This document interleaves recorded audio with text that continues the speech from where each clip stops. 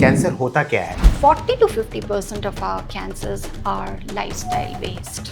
जैसे जैसे commercialisation industrialisation की ओर हम बढ़े, ये बीमारी हमें ज़्यादा दिखने लगी। Diet which are low in fibres, बहुत लोग जानते नहीं हैं कि ये कैंसर करता है।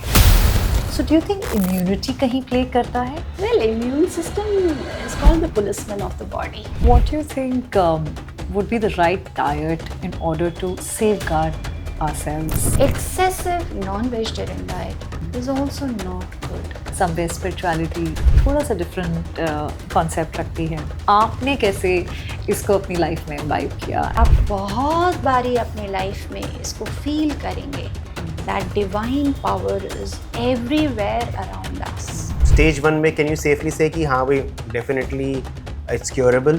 कैंसर अगर 100% क्योरेबल होता तो आज कोई भी ना डरता इस बीमारी से। क्या आयुर्वेदा और होम्योपैथी कहीं हेल्प करता है? Ayurveda can help in some way, but it is not the mainstream of treatment. क्या मिथ्स हैं हमारे कैंसर को लेके?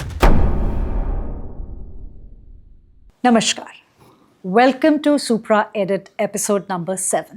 आज का टॉपिक थोड़ा इमोशनल है और थोड़ा दिल के करीब है। गेस्ट के बारे में बात करने से पहले मैं टॉपिक के बारे में बात करूँगी। ये टॉपिक है कैंसर। जब इसकी बात आती है तो थोड़ा डर लगता है, और जब डर लगता है तब समझ में नहीं आता ये क्यों होता है। आज हम बात करेंगे ये कैंसर आता कैसे है और क्यों होता है, और रिसेंटली हमने देखा है ये ज़्यादा हमारे लाइफ में अफेक्ट कर रहा है और हमें नहीं पता ये कैसे, कहाँ और क्यों आता है। हमारे आज के गेस्ट हैं डॉक्टर तपस्विनी प्रधान, जिन्होंने अपने ऑलमोस्ट 25 इयर्स इस फील्ड में दिए हैं। उनका करियर स्टार्ट हुआ all India institute of medical sciences से, फिर वो राजीव गांधी कैंसर हॉस्पिटल में थे, फिर Fortis health care, and now वो अपोलो में एक सीनियर कंसल्टेंट की तरह काम करते हैं। जब मैंने स्टार्टिंग में बोला this is very close to both of our hearts, it's simply because my father in law and my father both were diagnosed with cancer, and my father with help of doctor Tapaswini Pradhan fought this and has come out of this. जो हमने उनके साथ एक time spend किया है, जैसे उन्होंने हमें गाइड किया और जैसे हम इस सिचुएशन से बाहर निकल के आए हैं, वो कहते हैं ना, भगवान के बाद अगर कोई है तो माँ बाप है, और उनके बाद कोई है तो वो डॉक्टर है। शायद हमारे लिए वो वैसी ही थी। She literally helped us come out of lot of situations, and hence this is the reason we really requested her that you have to come and you have to spread this message. You have to tell everyone what is this all about and how we can really heal and how we can come out of this. So let's welcome Dr. Tapaswini Pradhan. Namaskar, Dr. Ji. Thank you so much for being here, and we are very, very glad that you could take out some time and come for our episode number 7. So welcome once again. Thank you. It's an honor and it's a pleasure also. Yeah. Thank you. So let's start with the basic questions. ये cancer होता क्या है? I know coming from that kind of a background, like आपके पास 25 साल का experience है, so मतलब just basic audience के लिए मतलब ट्राई एंड लेट्स सी कि कैंसर होता क्या है। तो कैंसर जो है एक लैटिन वर्ड से डिराइव किया गया है। Okay. कैंसर यानी कैंक्रम, so which actually means crab. तो Actually अगर आप means? Crab Crab. Oh, okay, so interesting. कैंक्रम एंड इट मीन्स क्रैब। तो जो क्रैब की प्रवृत्ति क्या होती है, so it's got lot of claws, right. तो जब वो अपना खुराक भी ढूंढता है तो वो क्लॉज के हेल्प से कैसे अपना खाना ढूंढता है। तो जब हम उसको रिलेट करते हैं कैंसर के साथ, तो कैंसर एक ऐसी बीमारी है जो शरीर को घेर लेती है और धीरे धीरे शरीर को क्षीण कर देती है।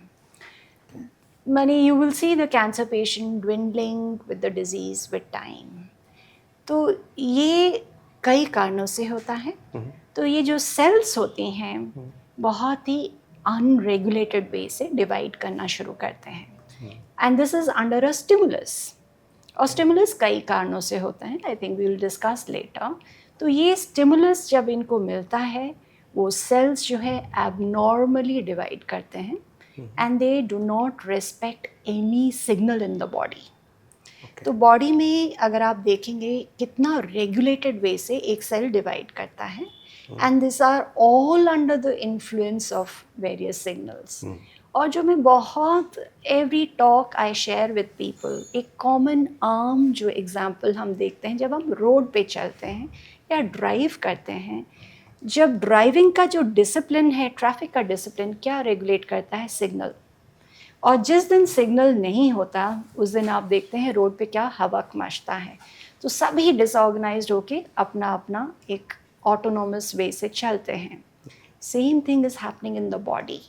बॉडी में जो सेल्स होती हैं they are so beautifully regulated by signals कि हर एक सेल को पता है अपनी लाइफ साइकिल क्या है और उसको डिवाइड करके क्या बनना है।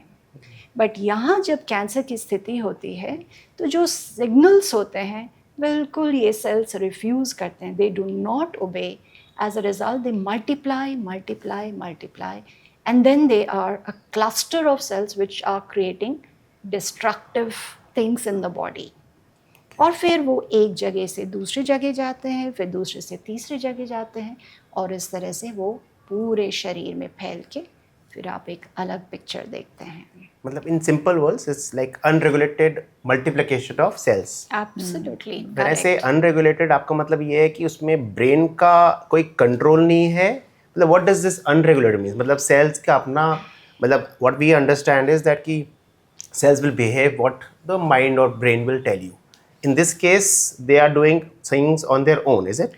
क्योंकि सेल्स, ये जो कैंसर सेल्स होते हैं, they produce lot of substances, chemical substances, mediators होते हैं जो इन सिग्नल्स को बंद कर देते हैं। एंड एज अ रिज़ल्ट जो जैसे होता है सेल डिविजन का एक सिग्नल है या सेल डेथ का एक सिग्नल होता है, and there are certain substances in our body which are called tumor suppressor cells, genes, जो ये रेगुलेट करती हैं कि ये ऐसे सेल्स नहीं बने। तो अनफॉर्चुनेटली कुछ ऐसी प्रतिक्रियाएं बॉडी में होती हैं because of lot of factors which we call as carcinogens, and they provide that stimulus, और ये सेल्स सभी को डिसोबे करके डिवाइड करते हुए ये स्थिति पैदा कर देती हैं। Right. So obviously the follow up questions हैं कि ये होता क्यों है? आपने थोड़े बहुत बताया कि कुछ कारण की वजह से होते हैं, कुछ स्टिमुलेशंस होते हैं। सो लेट्स अंडरस्टैंड देम कि क्या होते हैं। So 40 to 50% of our cancers are lifestyle based. Okay. और कुछ ऐसे कैंसर्स हैं जिनका आप क्या कारण बता ही नहीं पाते हैं, और कुछ हैं जिनके आप जानते हैं क्या क्या प्रॉब्लम्स, क्या क्या जो प्रॉब्लम्स होती हैं उस कैंसर के या क्यों पैदा होते हैं, उनके कारण पता होते हैं। जब हम लाइफस्टाइल की बात करते हैं, लाइफस्टाइल में क्या क्या चीज़ हम डिस्कस करते हैं वो है, अगर आप देखेंगे जैसे जैसे कमर्शलाइजेशन, इंडस्ट्रियलाइजेशन की ओर हम बढ़े, ये बीमारी हमें ज़्यादा दिखने लगी। That's because changing habits, changing dietary patterns, exposure to various environmental factors and toxins, lack of sleep, stress factors, ये बहुत मल्टीप्लिकेटिव वे से दिखने लगा। सो जब हम आदतों की बात करते हैं, हैबिट्स की बात करते हैं, one of the most common causative agent is tobacco, तंबाकू। तो तंबाकू का जो सेवन आप किसी भी रूप में करिए, स्मोक के रूप में करिए या चबाने के रूप में करिए, एवरीथिंग इज़ डेडली। तो ये पदार्थ जो है सभी जानते हैं, और even the international agency of research on cancer has designated this element as carcinogenic, पर फिर भी जनता समझती नहीं है। दूसरा है अल्कोहल। अल्कोहल का सेवन लोग कहते हैं कि कार्डियोलॉजिस्ट एडवोकेट करते हैं मॉडरेट रूप में लीजिए तो सेहत के लिए अच्छा है, बट क्या होता है ना कि आप ये मॉडरेशन को आप कोई स्केल नहीं दे पाते हैं। एवरी बॉडी इज़ डिफरेंट, और वो कैसे रिएक्ट करेगी वो भी नहीं पता, and a male and a female may react to the same amount in a different way, and it is a known potential carcinogen. कैसे वो करता है, किस तरह से वो मेटाबोलाइज होता है, ये सब साइंटिफिकली प्रूवन है। थर्ड थिंग जो बहुत कम बातचीत होती है वो है सुपारी, एरिका नट। तो पहले ये जो सुपारी है लोग लेते थे as a pain killer, astringent, rheumatism. तो ये एक ट्रेडिशनली यूज सब्सटेंस है, बट हमने उसका दुरुपयोग किया। और जो क्वांटिटी में जैसे पान मसाला बनता है, तो बहुत सारे सुपारी जो होते हैं उसको रोस्ट करके पाउडर करके एंड इट इज सोल्ड। और ये बहुत लोग जानते नहीं हैं कि ये कैंसर करता है, पर अब साइंटिफिक एविडेंस है that it is a potential carcinogen. तो ये 3 मेजर फैक्टर्स तो हैं ही हैं। बाकी जो है, हम अगर डाइट की बात करते हैं, डाइट में देखिए कैसा परिवर्तन आया। If you look at our generation also, we have moved away from nature. Natural जो पदार्थ, जो हम फ्रूट्स वेजिटेबल्स की बात करते हैं, आई थिंक ये हमारे डाइट में बहुत कम हो चुका है। So we have moved towards fast pacing life. As a result हम अपने किचन में बहुत कम समय स्पेंड करना चाहते हैं। तो प्रोसेस्ड फूड, फ्रोज़न फूड बहुत कॉमन हो गया है। Barbecued, grill food, weekend outings, तो हम चाहते हैं let's savour on these food stuffs and plus certain spices. और कुछ ऐसी चीज़ें हैं जैसे कि highly salted food stuffs, preserved, diet which are low in fibers, diet which are high in spices. All these things are known to cause cancer. Environmental factors हैं, कुछ ऐसे occupations हैं। Occupation जैसे आप देखेंगे कुछ डाई इंडस्ट्री में, leather industry, smelting industry, glass industry, paint industry. तो ये जो टॉक्सिक फ्यूम्स होते हैं जो प्रोड्यूस होते हैं, they are also known to cause cancer. कुछ और अन्य कारण नेचर के साथ रिलेशन में देखिए, आर्ट जो हम सनलाइट का एक्सपोजर कहते हैं, very good for health, generates vitamin D and all, but excessive exposure again, बहुत ज़्यादा जब हम एक्सपोज करते हैं, it becomes harmful. Then radiation exposure, ionizing, non ionizing radiation बहुत कॉमन आज। जैसे चाइल्डहुड, सितंबर month is celebrated as childhood cancer.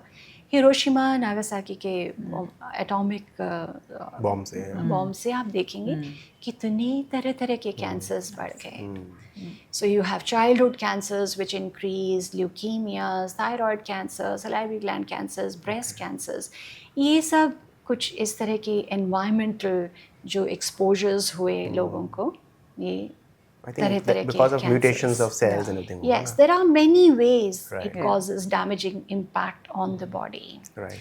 So these are major factors, but कुछ ऐसे भी हैं, कुछ genetically related हैं। जैसे आप देखेंगे breast cancer running in family, और prostate cancers या gastric carcinomas, they have some relation to gene. और वो gene, mutated gene, जब एक generation से दूसरे generation में जाता है, so they have also been, I mean, you will find them subsequently in various generations. But ये बहुत small fraction है, 5 से 10% होते हैं जो कि ये genetic relation रखते हैं। कुछ ऐसे भी हैं जहाँ आप कारण ही नहीं पता कर सकते। So then you say you are unfortunate, because then what do you say? You would find many people saying मैं तो सब कुछ सात्विक हूँ, मैं आपसे यही पूछने वाली थी कि पर फिर भी मैं आज इस बीमारी का शिकार। So I would say this is probably God destined. This is probably a part of your destiny, part of your life's journey. अब कैसे जिंदगी किस तरह से चलेगी, क्या कौन सफ़र करेगा, a lot of it is destined. Yeah. But you've mentioned so many reasons. But top अपने का 40-50% is habits and diet, is it?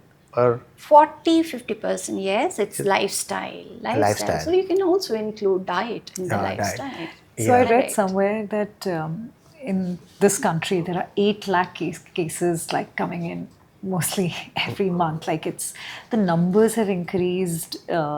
जैसे Correct. पहले हम जो सुनते थे बहुत कम, शायद बचपन में इतना ज़्यादा हम नहीं सुनते थे, और अगर आप रिसेंटली आप देखें द नंबर ऑफ केसेस, चाहे वो यूथ में है या एल्डरली लोगों में है, ये नंबर ऑफ केसेस सडनली बहुत बढ़ गए हैं.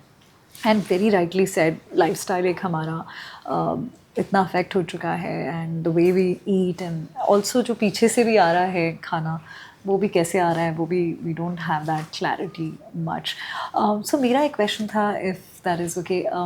जैसे आपने बोला कुछ लोग हैं जो बहुत अपना सात्विक जीवन जीते हैं, बिफोर सनसेट खा लेते हैं, एक्सरसाइज करते हैं, अच्छा खाते हैं. देन कुछ लोग हैं, you know, they are busy living their fast life with some substance abuse, let's say, but still they're able to fight it and they'll not get it, but maybe people who are living a very simple life may get it. So do you think immunity kahin play karta hai कि maybe जो कर रहे हैं उनका immunity fight कर पा रहा है, stronger है, and शायद उनका immunity क्या वो play करता है कहीं? Well, immune system is called the policeman of the body. वो तो आपके क्या कहें, it's such a protective mechanism which God has created.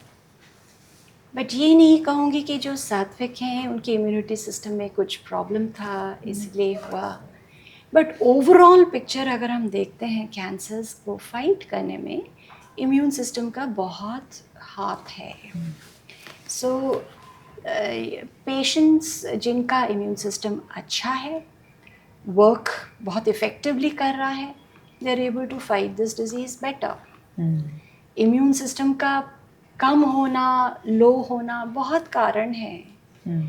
जैसे स्ट्रेस है, स्लीप डिप्रिवेशन है, इनकरेक्ट ईटिंग हैबिट्स हैं. So you have to pamper this system. उसके लिए आपको अपने सेहत में या अपने लाइफस्टाइल में बहुत सारी चेंजेस करनी पड़ेंगी, जिससे कि आप इस सिस्टम को पूरा बूस्टेड रख सकते हैं. बट जैसे हमने कहा कि पेशेंट्स जिनका कोई कारण नहीं है, they have poor immune system, it is not really correct to say that, because there are many reasons जो आप पिन पॉइंट नहीं कर पाते हैं कि ये कैंसर इसको क्यों हुआ.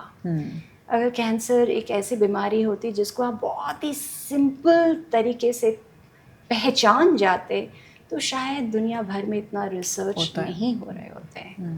So there are many hidden factors as to why a patient suffers from cancer. So that means cancer किसी को भी हो सकता है.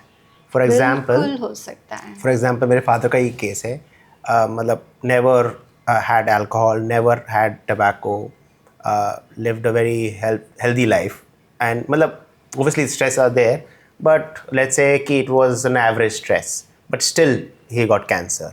Right, and then there are like people like maybe like us who are like very into fitness routine कि हम बहुत ज़्यादा एक्सरसाइज भी कर रहे हैं, डाइट का भी करते हैं, तो हमें इज इट प्रूवन कि हमें नहीं होगा, ऐसा कुछ है या किसी को भी हो सकता है? नोज ऐसा अगर है कि कैंसर किसी पर्टिकुलर इंडिविजुअल को हिट करेगा, ऐसा नहीं है. जो लोग अब्यूज़ में हैं, जिन लोगों का लाइफस्टाइल अनहेल्दी है, और जैसे हमने ये सारी जो फैक्टर्स करे हैं, if you are being influenced by it, आपके चांसेस बढ़ते हैं. बट ऐसा नहीं है कि जो नहीं करते हैं उनमें कोई चांस ही नहीं है कि उनको ये होगा नहीं. तो हमें अपने आप को बचाव रखना है कि जो हम पॉजिटिव फैक्टर्स जानते हैं कैंसर के बारे में, that we should not inflict on ourselves. कि हमने स्ट्रेस में स्मोक करना भी शुरू कर दिया, तंबाकू चबाना या अल्कोहल लेना, ये सब हम जानते हैं. अगर ये सब चीज़ करेंगे हमारे चांसेस बढ़ेंगे. So we should be knowing about these various factors. Having said all this, ये भी सच है कि ये बीमारी ना जात, ना आपका स्टेटस जानता है, ना आपका एज ग्रुप जानता है. आप देखते हैं ना छोटे छोटे बच्चे, so I mean it's so sad to see what have they seen. Life का कुछ भी नहीं देखा, बट पैदा होते ही कुछ सालों बाद, it's such a sad story. तो ये बीमारी किसी को रिस्पेक्ट नहीं करती है. तो इसलिए हमें अपनी तरफ से अपने आप को बचाने के लिए we should be well aware. Cancer में जो मेन चीज़ है वो है awareness. And I will tell you, Martin Luther King Junior का एक बहुत स्टेटमेंट, इतना अच्छा सुंदर स्टेटमेंट है। वो कहते हैं darkness will never lift darkness, it's only light. So cancer के बारे में जानने के लिए we should have more and more awareness. तो when we know what are the various causative factors, उससे हम बच के रहेंगे। और बाकी जो है, believe in prayers. I read somewhere that the best preventive way is to know your body. Absolutely. So if you know your body and you know, like I think there are a lot of signs which the body gives you कि you know you're healthy enough, or there are certain signs कि आपके कुछ irritation हो रही है या कुछ problems हो रही हैं. So if you know your body, if you listen to your body, then you're able to take actions in the like early stages. Is that correct? Correct. Yeah. So as you want to know what are the early signs, probably मैं तो बहुत simple चीज़ में बताना चाहती हूँ। जैसे एक computer है, उसमें एंटीवायरस है, तो एंटीवायरस पकड़ लेता है क्या वायरस चल रहा है। तो बॉडी में as such there are so many factors which are happening. There is a very beautiful antivirus inside जो आपको अलार्म सिग्नल्स देता है, छोटे छोटे अलार्म सिग्नल्स देता है। पर होता क्या है, हम उसको नज़रअंदाज करते हैं। नज़रअंदाज करते हैं प्लस अपनी सेल्फ रेमेडी करते हैं टू रियलाइज कि थिंग्स जब आपकी हाथ से निकल जाती है तब हम स्पेशलिस्ट के पास दौड़ते हैं। तो इस बीमारी के साथ भी कुछ ऐसा है। कई दफ़ा तो ये बहुत सिग्नल्स देते हैं और आपको समझ जाना चाहिए कोई भी सिग्नल जो 4-6 हफ्ते से ज़्यादा परसिस्ट कर रहा है, सब चीज़ें आपने कर ली, मेडिकेशन कर लिया, फिर भी नहीं जा रहा है, देन यू शुड थिंक कि ये कुछ और चीज़ है, it needs to be investigated further. But इस बीमारी में एक बहुत ही अजीब चीज़ है कि ये जो सिग्नल्स कभी कभी बहुत बिनाइन चीज़ों की तरह यू नो दे क्या कहूँ कॉपी करते हैं या बिनाइन सिग्नल्स होती हैं, वैसा ही दिखता है। तो इट्स क्वाइट ह्यूमन कि आप उसको नेग्लेक्ट करना चाहते हैं। There's no set pattern. Actually, मुझे और चीज़ लगता है मैम, सॉरी मैं थोड़ा सा डिविएट होंगी। जैसे ही हम कैंसर की बात करते हैं एक फेयर आता है दिमाग में, and I think the first thing which comes to your mind is oh god I am gonna die. I think there is this fear factor that शायद हम इसीलिए कभी कोई टेस्ट भी नहीं कराएगा कि कैंसर के ये कुछ टेस्ट होते हैं जो हम करवा लेते हैं, चेक करा लेते हैं।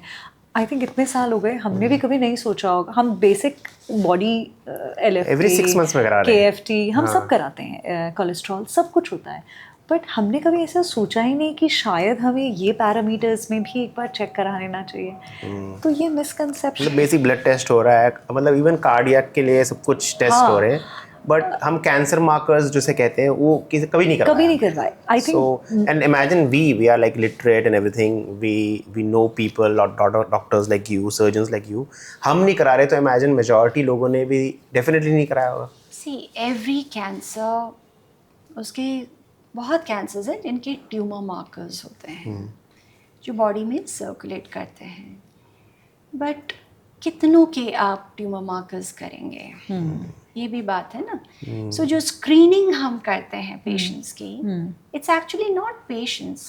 स्क्रीनिंग का मतलब है screening healthy individuals looking out for disease which may be sitting very silently. तभी आपको बताया ना, अगर आप एक क्लासिक एग्जांपल देखेंगे, ओवेरियन डिजीज, ओवेरियन कैंसर, जब तक स्टेज 3 स्टेज 4 में नहीं आता पेशेंट को पता भी नहीं चलता है। अच्छा, कोई साइंस भी नहीं दिखता है, क्योंकि जब तक वो इतना साइज नहीं हो जाता, आसपास के स्ट्रक्चर्स को दबाता नहीं है, तब तक पेशेंट को पता भी नहीं चलता है।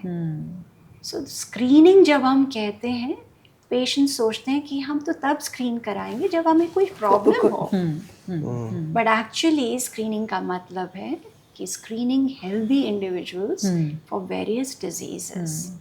तो जब कोई भी इंडिविजुअल स्क्रीनिंग प्रोटोकॉल में आता है कैंसर तो कहीं पे भी हो सकता Exactly. है ना. Could be any So part you of your can't body. just have Every- thousands yeah, of investigations. yeah. It's not feasible. Correct. और Correct. जितनी हमारी पॉपुलेशन है भारत की, इस तरह से अगर हम इन्वेस्टिगेशंस का प्रोफाइल करने लगे, पहली बात है आपकी पॉकेट से भी Yeah. may not be pocket friendly. Absolutely. That is why only the more commonly seen cancers are investigated in that profile. तो जैसे हमारे इंडिया में हेयर एंड नेक कैंसर बहुत कॉमन है, and it is so amenable to visual inspection. आप मुंह खोल के देख सकते हैं, या एक फाइबर ऑप्टिक लैरिंगोस्कोप एंडोस्कोप है, वो डाल के देख सकते हैं कहीं थ्रोट में तो प्रॉब्लम नहीं है. क्लिनिकल चेक, क्लिनिकल एग्जामिनेशन कर सकते हैं. फीमेल्स का ब्रेस्ट का एग्जामिनेशन होता है, मैमोग्राफी है, patients pap are smear taught how to do self-examination. तो उसमें से 37% of patients can pick up their own because of the lumps. Yeah. Yeah. That's And mammogram routinely किया जाता है after the age of 40-45. Yeah. It is recommended, Yes, Right. but many of absolutely. us don't come. Yeah. Yeah. So males में lung chest X-ray होता है, simple एक chest X-ray screening में, या फिर prostate के Prostate cancer you का can था. do a Yeah. PSA tumor Yeah. marker. पर ये जो interpretation of all these has to be done properly by a clinician. तो इसीलिए जब हम स्क्रीनिंग के लिए जाते हैं, ये केवल लैब टेस्ट नहीं है, you must meet your clinician.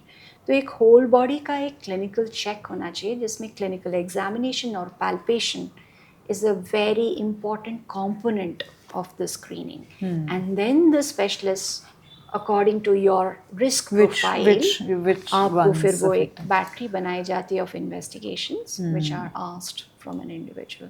So it will vary from a person to person. If I have a very strong history of my family history of breast cancer, obviously मेरा investigation profile बहुत अलग होगा from a person who doesn't have a similar history.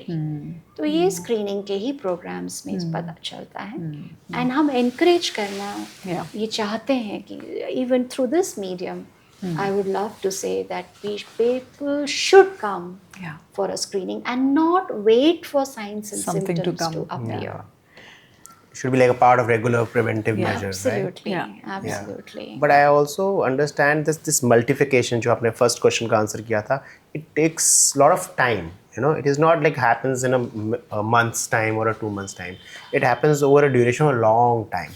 Is that also correct? This is called induction period Okay. or a latent period of cancers to develop.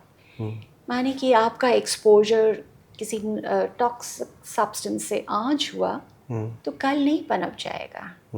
Sales में gradually changes आती हैं, और वो जो provocation persistent रहता है, वो धीरे धीरे धीरे धीरे ट्रांसफॉर्म हो जाता है. Once it has transformed, then it doesn't take time to multiply. But then there are cancers which are low grade, but there are cancers which are high grade. आप देखेंगे 1 महीने भी वो फैल जाता है. So we can't, say that अभी मैं आज स्मोक कर लेता हूँ, हाँ. 15 साल बाद देखेंगे क्या right. होगा. Yeah. So it can happen in an year's time also. Absolutely. Right. आजकल हम हिस्ट्री में देखते हैं patient just consumed it for a couple of months or a year's time, and now he is with a cancer. We have seen cases also where people have done, let's say, a tobacco for 10-15 years and left it for 10-15 years now, and they are getting cancers now after like leaving also. Yeah, one Yes. of my examples. Yeah, in obviously. yeah. So Yeah. quitting does not mean that the risk has gone to zero. इतने साल जो हमने अपने शरीर को damage किया, वो कहीं ना कहीं तो Effect दिखाएगी. होगा. यू मे बी फॉर्चुनेट कि आपके क्विटिंग के बाद सब कुछ अच्छा हो जाए, सुधर जाए, बट सेल्स में जो डैमेज हो चुके हैं, वो किसी ना किसी रूप में होंगे. It may not be in the form of cancer, it may be because it may be in the form of medical problems, cardiovascular disease, or you may have lung bronchitis, asthma, then blood dyscrasias, या bone की density आपकी कम हो जाए, infertility issues हो जाए. तो ये सारी चीज़ें जो है जो सेल के डैमेजेस होती हैं because of your habit. Yeah. But फिर मुझे दूसरा सवाल क्विट क्यों किया जाए? अगर होना ही है तो हो ही जाए। अधिकतर पेशेंट्स हमारे साथ यही आर्ग्यू करते हैं, उन्होंने तो छोड़ दिया फिर भी हुआ, तो मैं क्यों छोड़ूं? प्रॉब्लम ये है कि इस चीज़ को समझना बहुत ज़रूरी है कि क्विट करने से आपके बहुत सारे दूसरे मेडिकल इश्यूज कम होती जाएंगे। बीपी आपका सेटल हो जाएगा, आपके हार्ट डिजीज़ की जो प्रोबेबिलिटी है वो कम हो जाएगी, लंग्स में start becoming healthier, you yourself will start becoming so much better, आपका ओवरऑल परफॉर्मेंस अच्छा हो जाएगा, आपका इम्यून सिस्टम बूस्ट अप हो जाएगा, this itself will fight so many disease. But जहाँ तक कैंसर का सवाल है, अगर उसने उस शरीर में होना है वो शायद बाद में आए, पर अगर नहीं छोड़ेंगे तो जल्दी आएगी। ये sir that is the difference. So, ma'am, what do you think would be the right diet in order to safeguard ourselves? Any top food items you feel this is something people should definitely consume? I'm not saying it'll just wash away everything or will not come, but maybe fight certain things. Anything you feel would add to this? देखिए, बहुत सी चीज़ें हैं, diet is a topic of its own, Yeah, I know. And diet मुझे भी बहुत अच्छा लगता है because it gets me close to nature. Yeah. तो आप जब main focus should be as close to traditional जो हमारे मेडिकेशंस या हर्बल थेरेपीज रहे हैं, they all take us close to our nature, mother earth. जब हम प्रकृति के बारे में बात करते हैं तो हमेशा हम उसको एड्रेस करते हैं ना, माँ, mother. Why? Because it is so protective. कहा भी जाता है कि आपकी जो एक सिंपल जो स्पिरिचुअल वे से हम कहते हैं, जैसा अन्न वैसा मन, Correct. और जैसा मन वैसा तन, so they are so interlinked with each other, है ना? तो 2/3 ऑफ आवर डाइट्स जो हम खाते हैं should be vegetarian based. Vegetarian based, which would mean it should have lot of fruits, lot of vegetables. इनके सेवन से क्या होता है? Body is in an alkaline state. और ये alkaline state जो है बहुत प्रोटेक्टिव होता है, आपके मन को भी शांत रखता है, काम होता है। जब आपका बॉडी शांत होता है तो आपके सारे सिस्टम बहुत रेगुलेटेड वे से चलते हैं। जो हम स्ट्रेस की बात करते हैं, कंट्रोल बहुत आपको इतना कोऑर्डिनेटेड रूप से सारे ऑर्गन्स की फंक्शनिंग होती है। Absolutely. तो ये जो फ्रूट्स एंड वेजिटेबल्स हम कहते हैं, what are they? Rich in vitamins, antioxidants, Fiber. Phytochemicals, fibers. देखिए कितना प्रोटेक्शन देता है। हर एक बीमारी में आप देखेंगे there are many diseases, like head and neck के कैंसर्स भी हैं, कोलोरेक्टल कैंसर्स जो आप बात करते हैं, प्रिडोमिनेंटली डाइट ओरिएंटेड है। गैस्ट्रिक कैंसर्स, कोलोरेक्टल, ये सब मेजरली डाइट है। तो fruits vegetables are rich in fibers which help to regulate the entire system. जो टॉक्सिन्स हमारे बॉडी में हैं वो उसको वॉश करने में बहुत मदद करता है। बाकी ये जो डाइट है, it should be encouraged since childhood. ये नहीं कि आप समझते समझते एडल्टहुड में पहुंच रहे हैं और फिर आपकी उसकी इम्पोर्टेंस या अहमियत समझ में आ रही है। Absolutely. दूसरी बात, जैसे हम बोलते हैं फास्ट पेसिंग लाइफ में हम we all resort to easy cooks, easy cook meal, जैसे प्रोसेस फूड है, फ्रोजन फूड है। Lot of people who are very fond of non-vegetarian diet. So eating lot of red meat, not really taking care of, you know, even the timing of the meal is also very important. अगर आप सुबह के वक्त खाते हैं, you have the whole day to digest. Yeah. But if you are eating in the night, it's a hard task for the body Yeah. to take care of these, to take care of digesting these sorts of foodstuffs. तो excessive non-vegetarian diet is also not good. मैं पहले अपने मरीजों को बोलती थी high proteinaceous diet, very good, and take animal fat, animal food stuff. But then over a period of time, I think my outlook on this has also changed. क्योंकि मुझे लगता है कि कैंसर जैसी बीमारी है, उसको लड़ने में आपका मन का जो रोल है बहुत है, और मन का जो फंक्शन है वो आपके डाइट से बहुत कुछ आ रहा है। Absolutely. अगर हम इस तरह के डाइट को एडवोकेट करते हैं जहाँ पे आपको किसी को मार के खाना है, non vegetarian diet would mean something like murdering somebody and satisfying your body. Probably आज अब इस प्लेटफॉर्म से भी मैं कहना चाहूँगी, आई डू नॉट एडवोकेट। मुझे पेशेंट्स पूछते हैं क्या हम खा सकते हैं, क्या हम ये कर सकते हैं, क्योंकि आप बोलते हैं इनमें प्रोटीन बहुत है। आई अंडरस्टैंड साइंटिफिकली सब कहते हैं कि animal proteins are better in quality in comparison to vegetarian proteins, but I feel कि there are people who are purely vegetarian. Yeah. Are they not healthy? Yeah, absolutely. Yes. Absolutely. So it's all the game of mind. तो diet को हम simple but nutritious, well regulated, well timed ये करेंगे तो ज़रूर स्वस्थ रहेंगे। And one thing which I always tell people is eat the rainbow concept. Absolutely. Yes, we've heard that. And this a is lot. very important. Yeah, all different colors on your Yes, plate. is- all different yeah. colors Balanced have a diet. meaning. Yes. It has a scientific basis. Absolutely. तो जो एक में कमी है वो दूसरा पूरा पूरी करता करता है. है. Correct. And these colors are actually phytochemicals. I agree. And these are rich antioxidants. Yeah. And they wash away all the toxic radicals which are formed during the process of metabolism. और आपके system को क्लिनस कर देता है.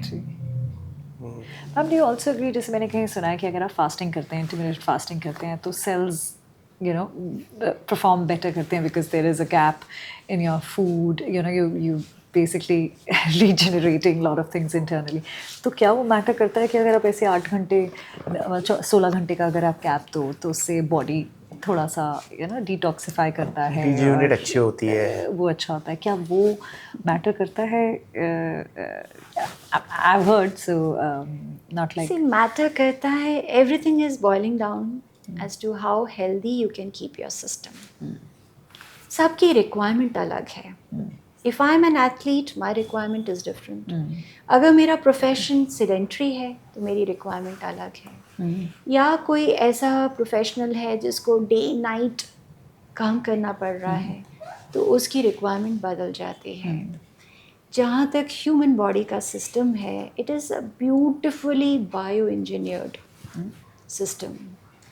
तो जैसे हम हर एक मशीन को आराम देते हैं, सर्विसिंग कराते हैं, वैसे अपना ह्यूमन सिस्टम भी है.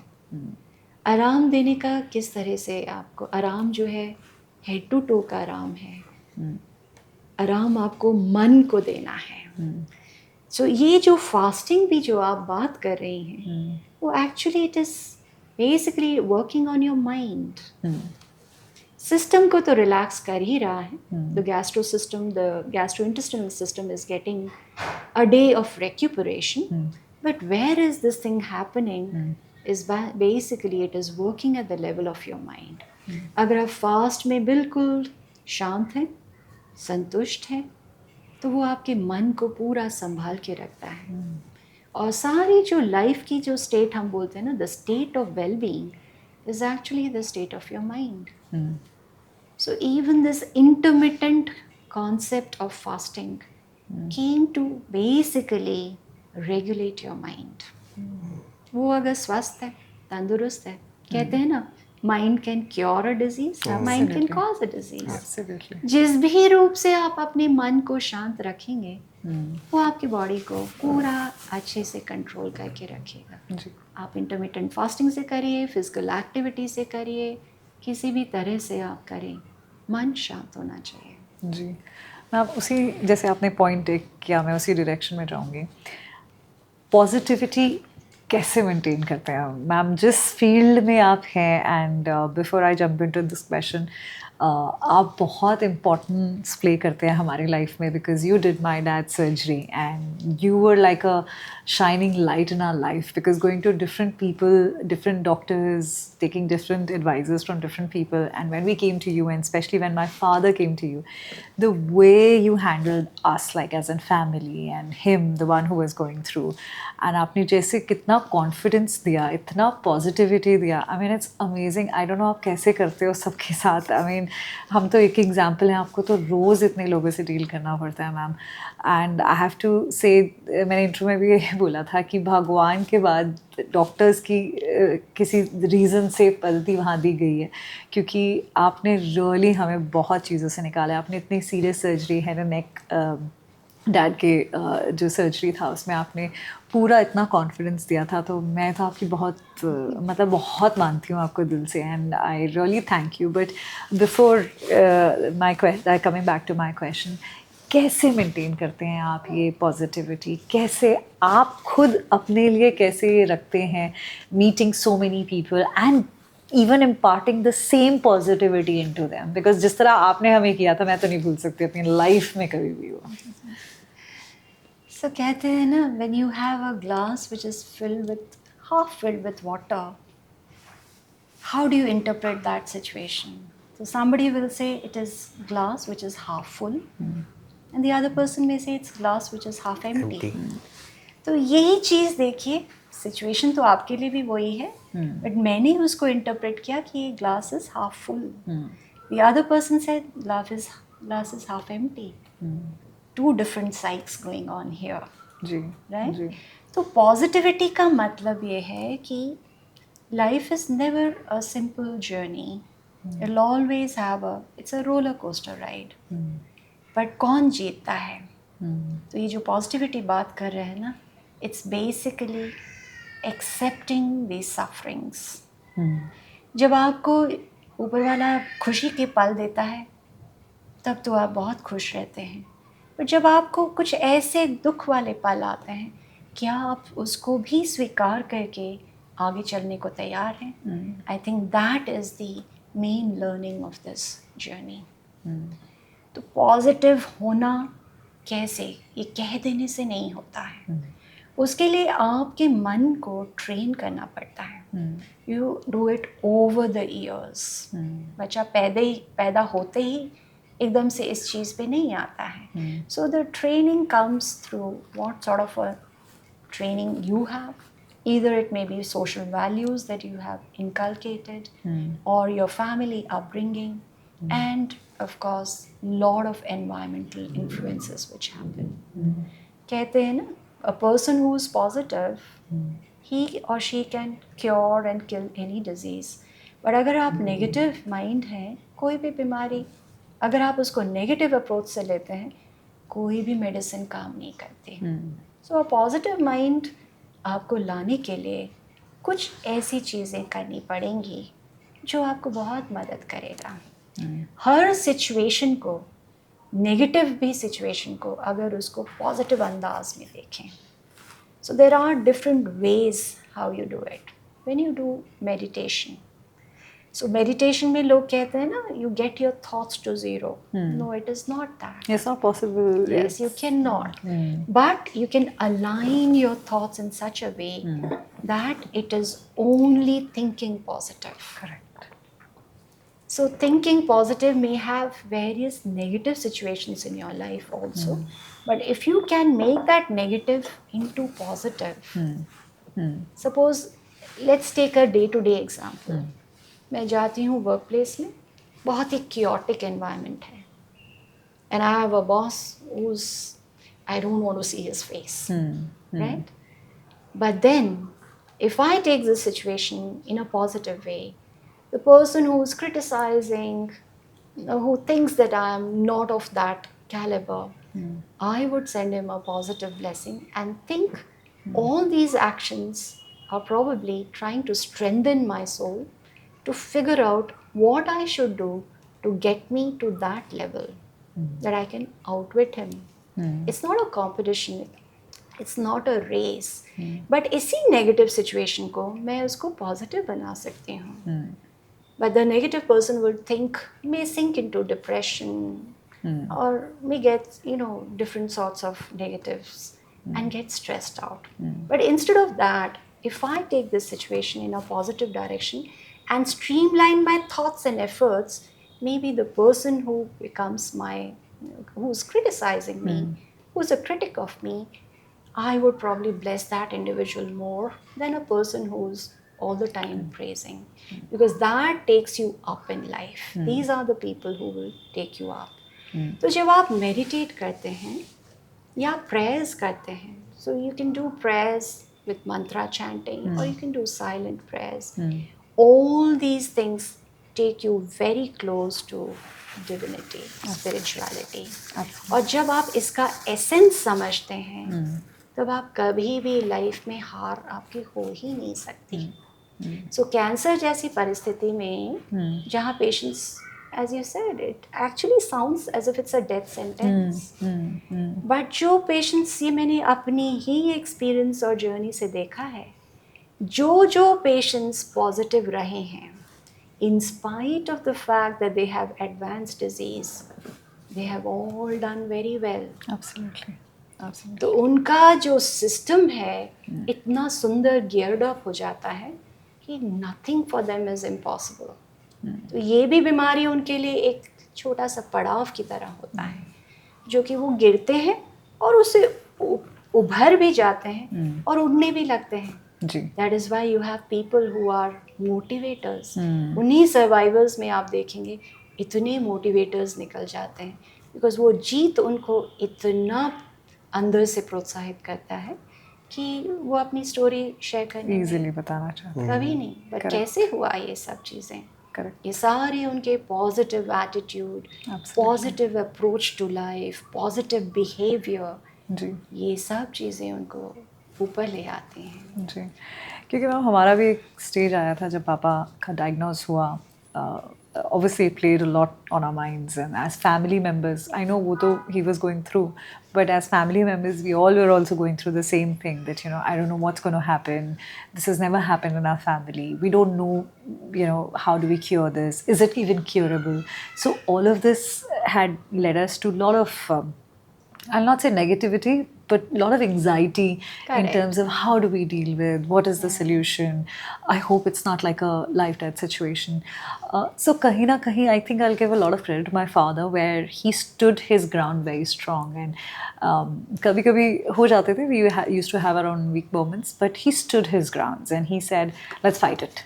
So उनको जब वैसा देखा कि यार वो लड़ने के लिए तैयार है, तो हम सबको भी लड़ने के लिए एज एन आर्मी खड़ा होना ज़रूरी है.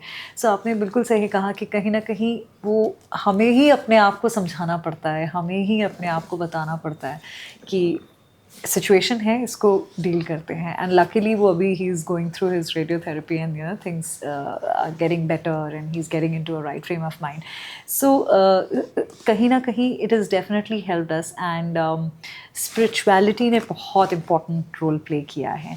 एंड जब मैं आपसे सुनती हूँ, and specially doctors, like lot of doctors I don't believe, like because it's more science and they're the man women of science, and somewhere spirituality थोड़ा सा डिफरेंट कॉन्सेप्ट रखती है. आपने कैसे इसको अपनी लाइफ में इम्बाइब किया, एंड हाउ डिड, बिकॉज आप खुद एक बहुत काम पर्सन है, मतलब आपसे बात करके आपका वाइब इतना काम एंड कंपोज्ड है. सो आई एम श्योर आप प्रैक्टिस करते हैं, and over the years it must have put you in a position like this. So how does that come in science and spirituality? I think it's a very valid question. Why? Because lot of people think that spiritual होना एक sign of weakness है. पर अगर आप बहुत बड़े बड़े लोगों को देखेंगे जो अपने लाइफ में बहुत कुछ अचीव कर चुके हैं, they have been mostly spiritual. कहने का मायने क्या है कि साइंस और spirituality go hand in hand. They are like the wings of a bird. तो साइंस जो है वो हमें एक्सटर्नल एनवायरनमेंट के बारे में समझाता है. Why does this happen? ये ऐसा होता तो ऐसा क्यों होता? All these questions जो बाहरी दुनिया की है वो साइंस जवाब देता है. बट जो हमारे अंदर जो दुनिया है the thoughts which keep troubling us, the mind which is working day in day out, वो अंदर की जो दुनिया है वो कौन समझाता है?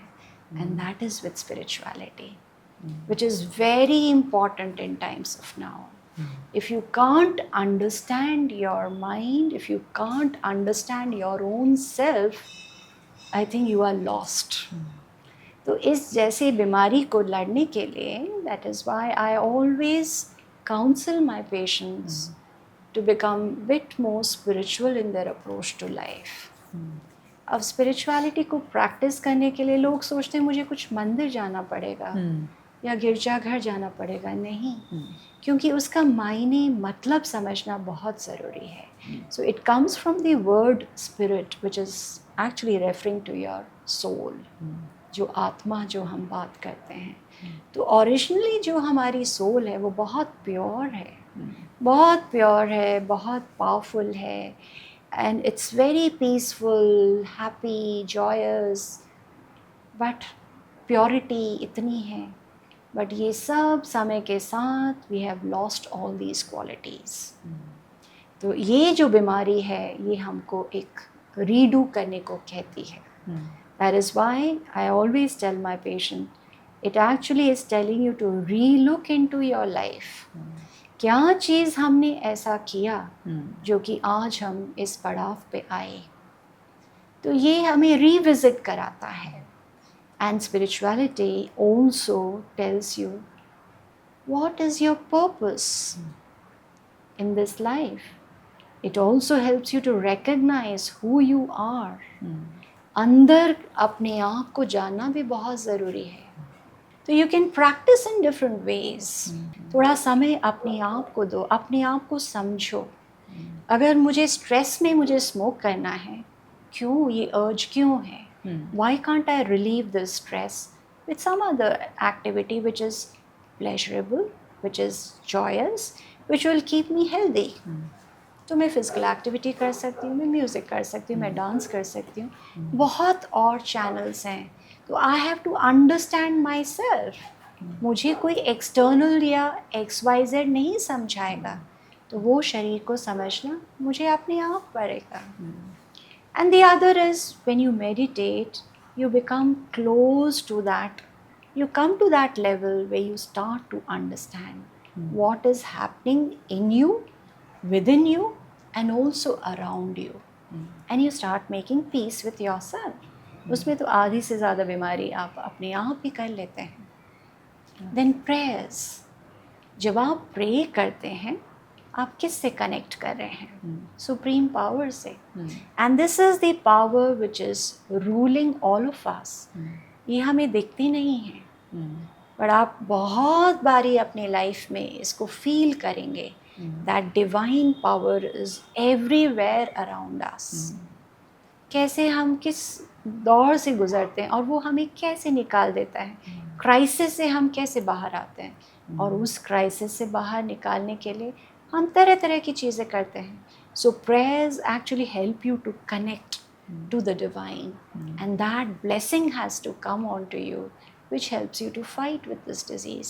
जो मंत्रा भी चैंट करते हैं, मंत्रा which actually means freeing the mind. मन को फ्री करिए, मन को जो है उसको पॉजिटिव रखिए, और ये सारी बीमारी दूर दूर तक आपके पास नहीं आएगी. आएगी भी, आप उसको बहुत आसानी से पार कर सकते हैं. True. True. So spirituality is the essence of our life. ये बात अलग है कि हम इसको अब तोल नहीं देते हैं. हम सोचते हैं हम बहुत साइंटिफिक हैं, इतनी एडवांसमेंट्स हमारे हो गई है, commercialisation, industrialisation, everything has added to our comfort. But हम क्या भूल गए? जिसने हमें ये सब को, ये सारी चीज़ें दी, हम उसी को ही भूल गए. So that's the ground reality. And the more spiritual you are, it will not weaken you. It will make you stronger. Absolutely. And probably you'll become the strongest. I know. And I'm sure you have seen cases जो more spiritually inclined है, like patients, they recover faster. Have you seen that kind of a pattern? Yes, yes. Yeah. And that's what is called healing. सो जब cancer की बात आती है मैं patients को बताती हूँ वी कांट क्योर एवरीवन, ये तो आप अपनी किस्मत लेके खुद आए हैं, destiny will take a call, but we can heal everyone. Healing is divine and healing the body, healing the mind. आपने देखा होगा ना, you may go to the best of the doctors, best of the medical institution, best of the practitioners, take best of the medicines, फिर भी आपका healing नहीं हो रहा होता है. पर जैसे ही पेशेंट अपने आप समझना शुरू करता है, अपने आप को बदलना शुरू करता है, अपने मन को एकदम शांत कर देता है, आप देखेंगे healing done. So, and it's a very true statement. Healing is divine. But we went to a lot of doctors during our cases. Most of the doctors, ना जो surgeons हैं, basically they'll tell you कि this is what we'll do, this is how it'll be get done. But I think you're the only person who used to tell us that कि you know मतलब थोड़ा positivity vibes भी दिए आपने, right? And I think that's what helped my father-in-law also, that you were the only doctor who used to counsel. It was not just like a ये आपकी medical disease है, ये आपकी treatment and this is what I will do and this is how you will recover. There is where I thought the difference between a doctor now has to be a counselor also, I feel. So this is what we call as holistic approach to cancer care. तो holistic medicine जो है ना, ये हमारा अपना Indian concept है. अच्छा. और आप देखेंगे चरक, such an old story of our Ayurvedic physician, what did he say? He said when the body, soul, mind and the sense organs are at ease with each other, तो आप बिल्कुल healthy हैं. जब इनमें से कोई एक हिल जाता है, कोई एक हिलता है, it's called disease. Yeah.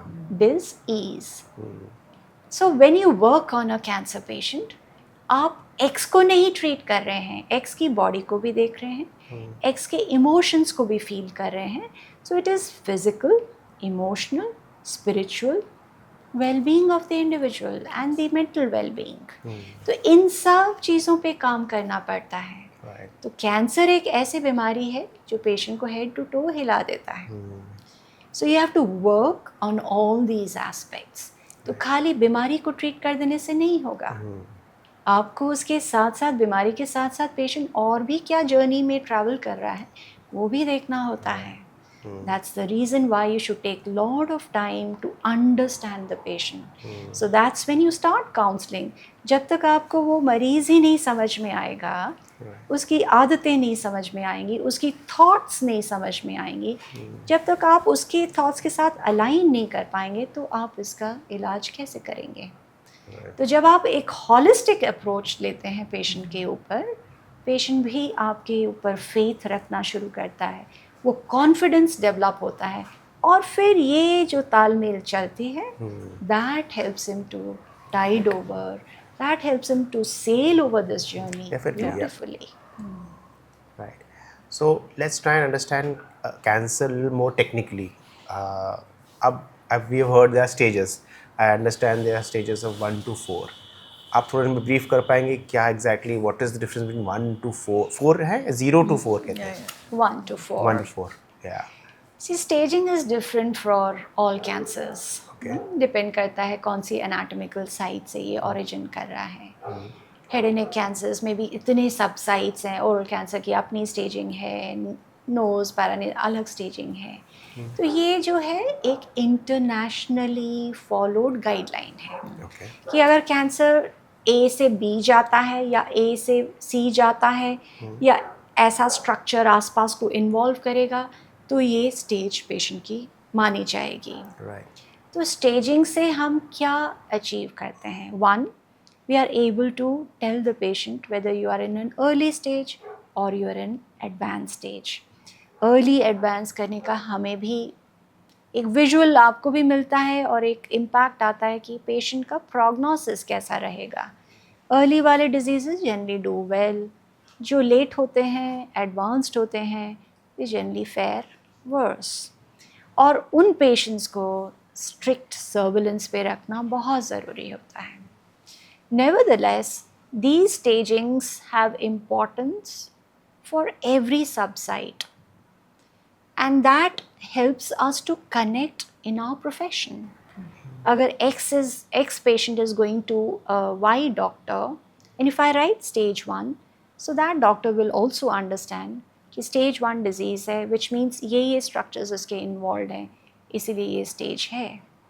तो ये बीमारी का जो staging है technical भी है, diagnostic point of view से भी है, prognostic point of view से है, and also for surveillance of the patient. Alright.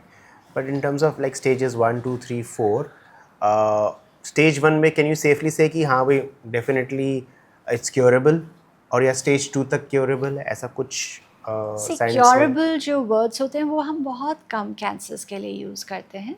We say they are treatable. Treatable. क्योंकि कुछ percentage of patients would be unfortunate even in the early disease. Okay. Cancer अगर 100% curable होता तो आज कोई भी ना डरता इस बीमारी से. तो कौन किस ब्रैकेट में आएगा वो समय ही बताता है.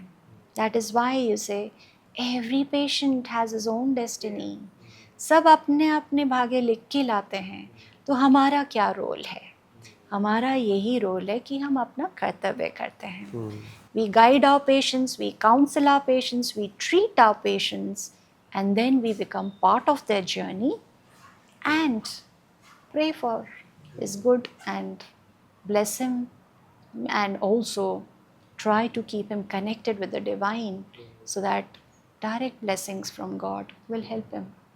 But during earlier like days, I remember if somebody used to say कि मुझे कैंसर है तो मतलब certain death वाला केस लगता था. But now I've seen a lot of people coming out of cancer.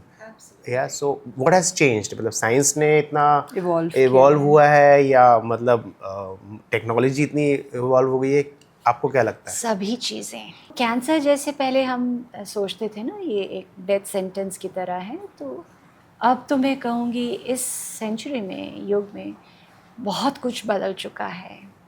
बदलाव कई तरह से आया है. एक तो the research has gone down to a great depth.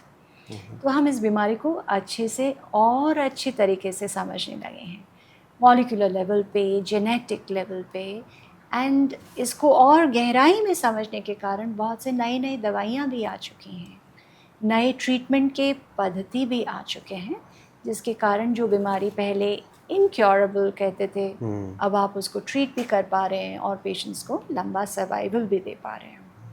दूसरा है सर्जिकल टेक्निक्स. सर्जिकल टेक्निक्स में हमारे टेक्नोलॉजी ने बहुत ऐड किया है. इम्प्रूवमेंट्स आए हैं to areas where you can do a low morbid surgery. पहले जैसे सब कुछ काट के खोल के करना पड़ता था, अब आप स्मॉल होल्स के थ्रू मिनिमली इन्वेजिव प्रोसीजर्स जो हम कहते हैं, या तो आप लैप्रोस्कोप डाल सकते हैं, एंडोस्कोप डाल सकते हैं, रोबोस डाल सकते हैं. Technology also has added to our armamentarium. तो जिसके कारण हमारी सर्जिकल मॉर्बिडिटी जो होती है, यानी कि जो प्रॉब्लम्स एंड कॉम्प्लिकेशंस जो हो सकते हैं, जिसके कारण पेशेंट्स की डेथ भी हो जाती थी ड्यूरिंग ट्रीटमेंट और आफ्टर ट्रीटमेंट, वो भी काफ़ी हद तक मिनिमाइज हो गया है, कंट्रोल हो गया है. And the third thing is radiation delivery.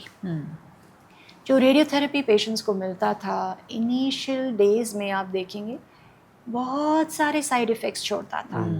तो ऐसा भी होता था कि पेशेंट्स पूरा नहीं कर पाते थे ट्रीटमेंट, कॉम्प्लिकेशंस बहुत होती थी, साइड इफ़ेक्ट्स इतने लंबे समय तक चलते थे कि पेशेंट्स का न्यूट्रिशन लेवल वो सब गिर जाता था और पेशेंट्स सकम कर जाते थे.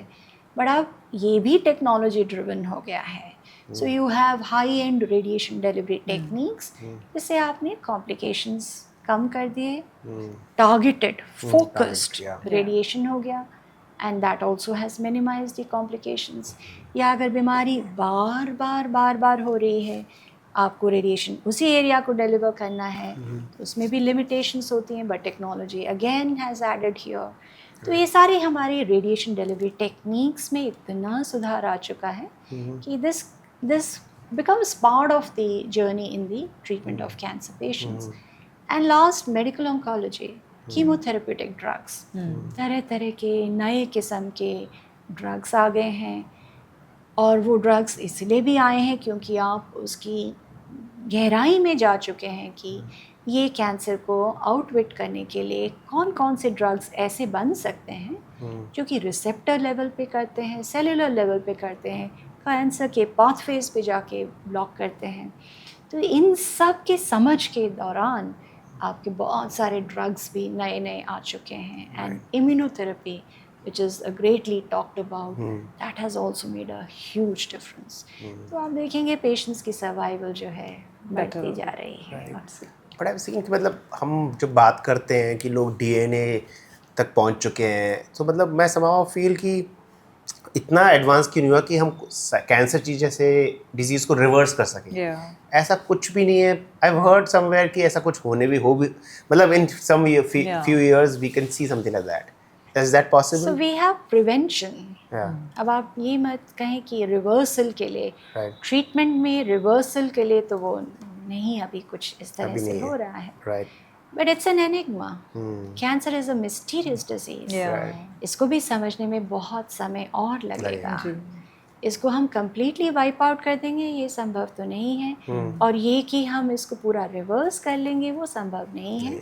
कुछ वैक्सीन्स आ रही हैं but these are all prevention, और कुछ वैक्सीन्स होते हैं वो ट्रीटमेंट के तौर पे भी यूज़ किए जा रहे हैं। Interesting.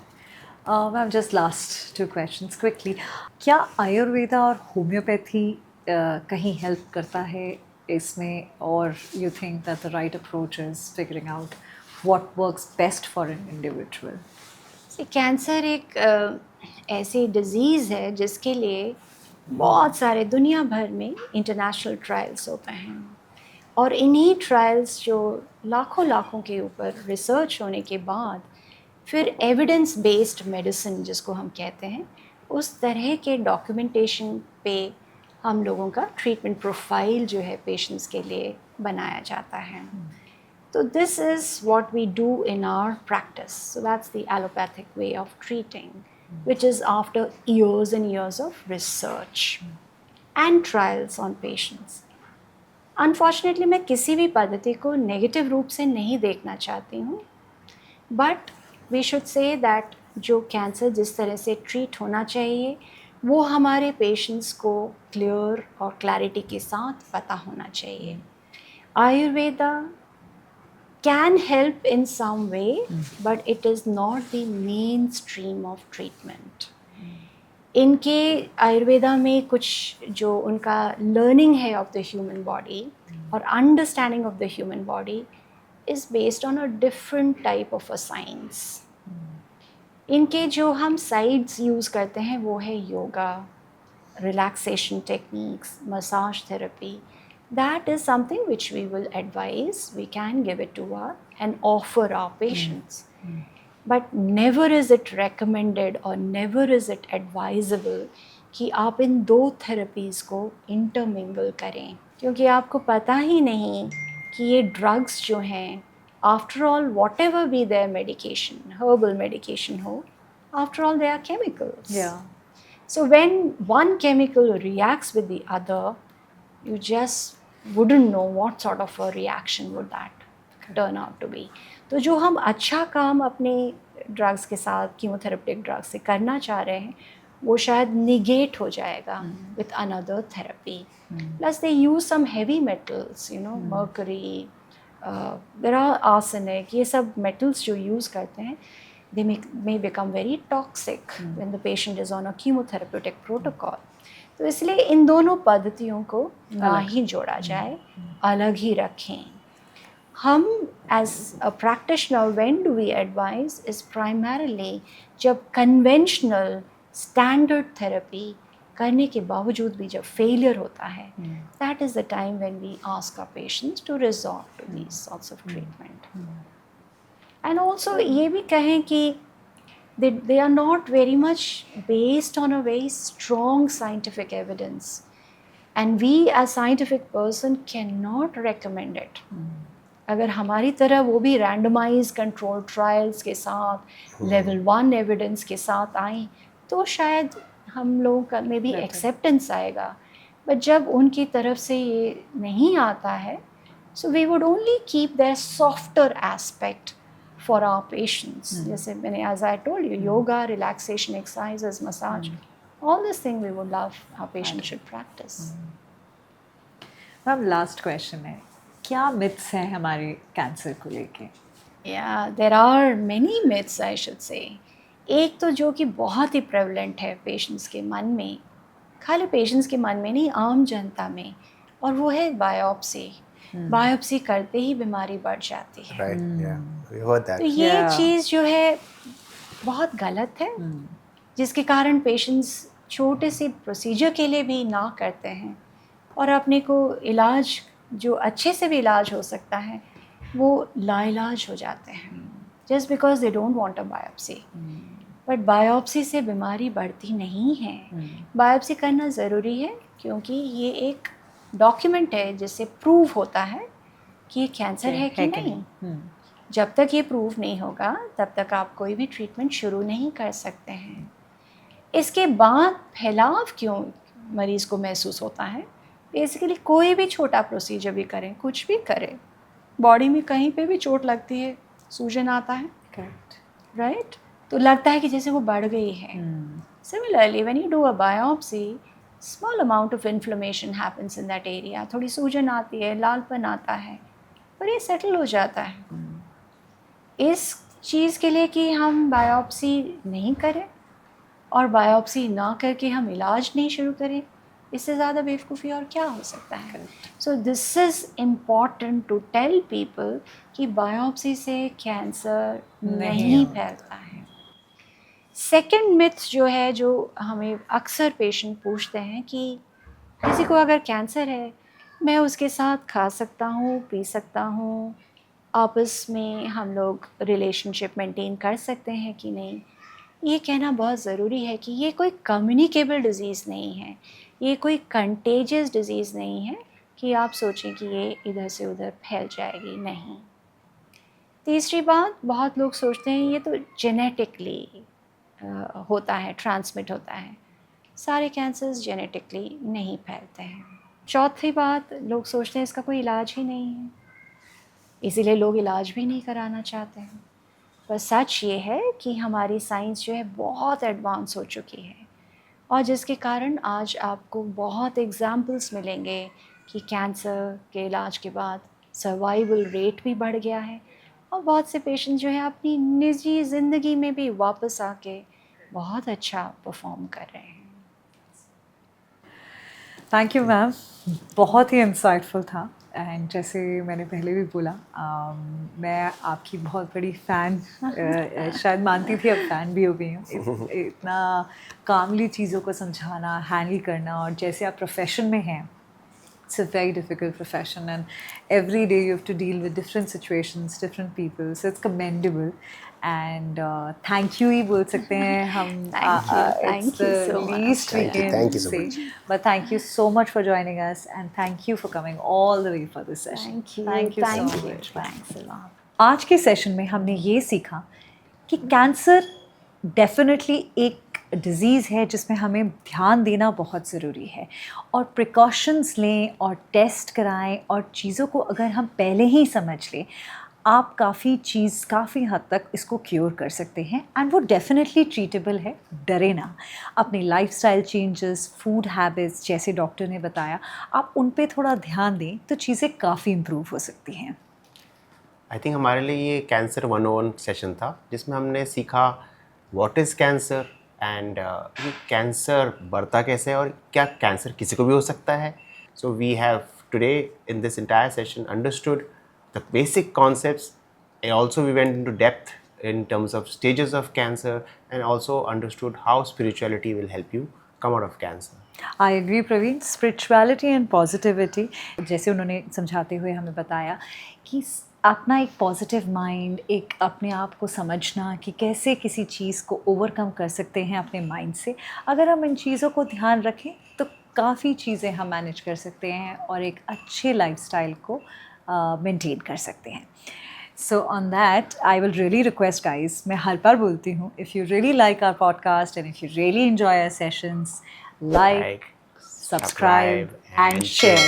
So for now, signing off, Supra. Bye bye.